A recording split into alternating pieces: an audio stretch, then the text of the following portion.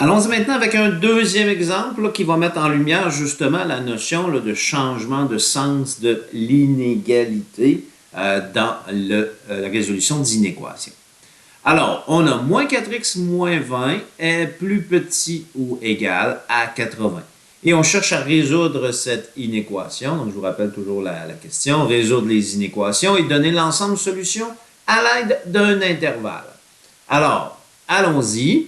Donc, on réfléchit grosso modo comme si c'était une équation. J'imagine un égal ici et je veux isoler le x. Donc, on retourne sur nos vieux réflexes de dire, ah, je dois commencer par enlever ce qui est additionné ou soustrait ma variable et par la suite, je vais enlever ce qui divise ou multiplie ma variable. Donc, c'est pour ça qu'on va commencer en enlevant le moins 20, en faisant plus 20 de chaque côté de l'inéquation. Donc, moins 20 plus 20 a comme objectif d'atteindre le 0 ici, de l'annuler, ce qui est le cas. Donc, moins 4x plus petit ou égal à 100, juste ici. Donc, 80 plus 20, ce qui donne ça. On n'a pas besoin de changer le signe parce qu'on a additionné un nombre positif de chaque côté. Donc, ça, c'est une opération qui est autorisée sans changement de signe. La différence, elle est ici.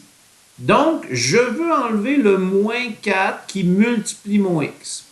Pour enlever le moins 4 qui multiplie mon x, je dois diviser par moins 4 de ce côté-ci.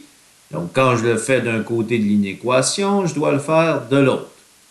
Cet élément fait que moins 4 divisé par moins 4, ça nous donne 1x. C'est ce qu'on voulait obtenir.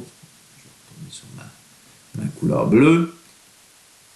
Donc, c'est ce que je voulais obtenir juste ici, c'est-à-dire la valeur x.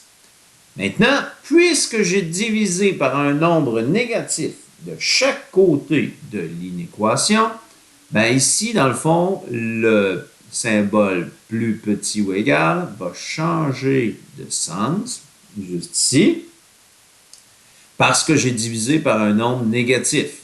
Donc, 100 divisé par moins 4, ça nous donne moins 25, ici. Alors, ici, pourquoi on a changé de sens, juste ici. Donc, on va se le mettre puisqu'on est dans nos notes de cours. Et si on revise tout ça, ça va nous donner l'explication. Donc, on doit changer le sens de l'inégalité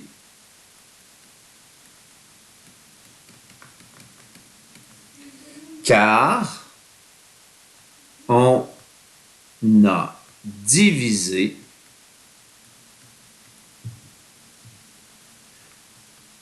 par un nombre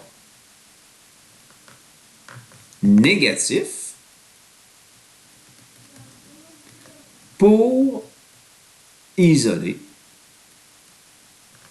le x. Donc, dès qu'on divise ou multiplie par un nombre négatif dans le but d'isoler le x, on doit changer le sens de l'inéquation. Alors, on a retrouvé donc que toutes les valeurs de x qui sont plus grandes ou égales à moins 25 sont solutions de cette inéquation. Donc, dès que je prends une valeur de x qui est plus grande ou égale à moins 25 et je la remplace dans mon inéquation de départ, ça me donne une inéquation qui est vraie. Je ne referai pas, comme avec l'exemple 1, les différents tests. Je pense qu'on a bien saisi la notion d'ensemble solution. Alors, qu'est-ce que ça signifie? Ben, ça veut dire que si je prends la peine de représenter sur l'axe des nombres, la valeur moins 25 ici, pas moins 20, mais moins 25, moins 25. Donc, toutes les valeurs qui sont plus grandes ou égales à moins 25. Donc, point plein vis-à-vis moins 25, parce que ça peut être cette valeur-là. Et c'est toutes les valeurs qui sont plus grandes. Donc, toutes les valeurs qui sont plus grandes sont à droite sur l'axe numérique.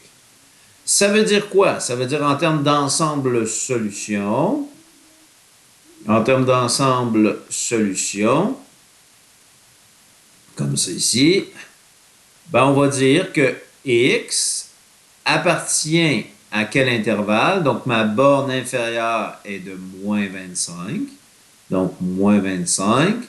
Et on s'en va vers les grandes valeurs. Donc, ma borne supérieure va être l'infini.